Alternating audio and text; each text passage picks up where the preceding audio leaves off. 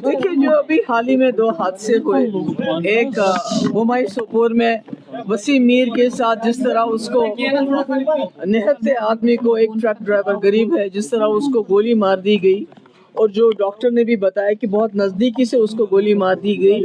Tyre کی وجہ سے اس کو گولی نہیں لگی بلکہ اسٹریٹ اس کو گولی مار دی گئی. اور اس کے بعد کٹھوا بلاور میں جیسے مکھن دین کو تھوڑا پیچھے پولیس ہماری رکھوالی کے لیے ہے، اس کو اتنا ٹارچر کیا کہ وہ خودکشی کرنے کے لیے مجبور ہو گیا.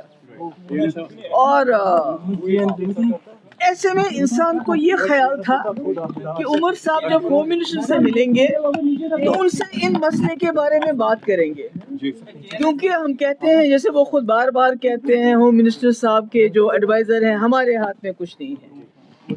مگر وہ یہاں کے وزیر اعلیٰ ہیں، ان کے پاس 50 MLA ہیں، ان کے پاس ممبر پارلیمنٹ ہے، ان کی ایک اتھارٹی ہے.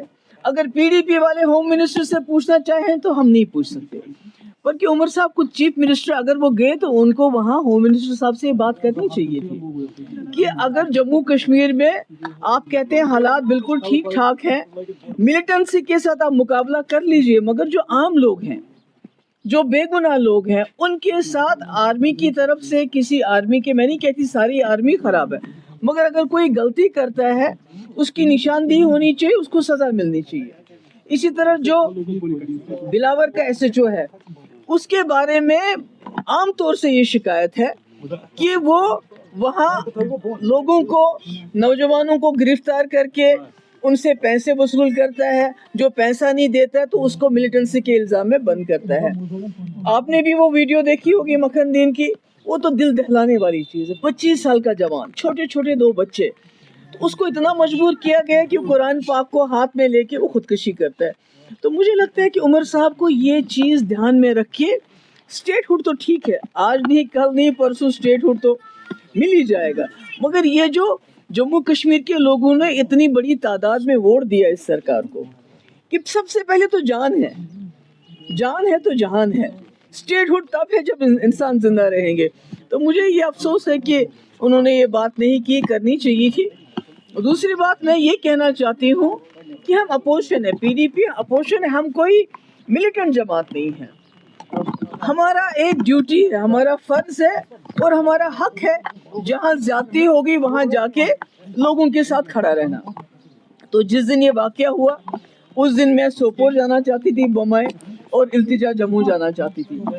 بنا کسی بات کے سیکورٹی لائن سے کوئی ہمیں بتایا نہیں گیا کہ آپ کیوں نہیں جا سکتے. تو ہمارے گیٹ کے اوپر کنڈے دار تار، بڑے بڑے پتھر، بڑے بڑے تالے لگائے گئے. مطلب یہ کیا ہے؟ میں ایک چیف منسٹر رہ چکی ہوں، ہوم منسٹر کی بیٹی ہوں. التجا شی از اے لا ابائڈنگ سٹیزن. تو آپ بنا ہمیں بتائے، کوئی وجہ کے بنا کیا کہے، ہمارے دروازے کو لاک کر دیتے ہیں، تالا لگاتے ہیں. یہاں تک کہ جو اس کی گاڑی تھی، اس کے جو PSO ان کو روکا گیا، ان کو بولا کہ آپ وہاں نہیں جائیں گے. اگر آپ نے ان کے PSO کو خود روکا، گاڑی اس کو بھیجی نہیں، تو پھر آپ نے انہی PSO کو کیسے سسپینڈ کیا؟ ان کا قصور کیا ہے؟ آپ نے تو ان کو کھمبر جانے سے روکا، گاڑی کو روکا، تالا لگا دیا. تو دیکھیے، جو SHO انوالو ہے اس کے خلاف کیا ایکشن ہے ہمیں کوئی معلوم نہیں ہے. جو آرمی والا انوالو ہے بمبئی کلنگ میں، اس کے خلاف کیا ایکشن ہوا ہمیں کوئی معلوم نہیں ہے، اس کے بارے میں کوئی انفارمیشن نہیں ہے.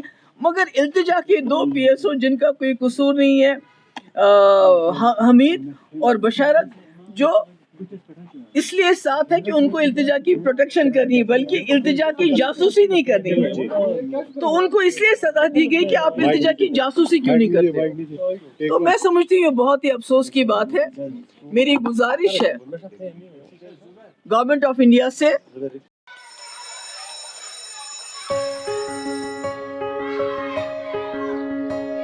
Schools play a critical role in molding a child into a responsible and progressive global citizen.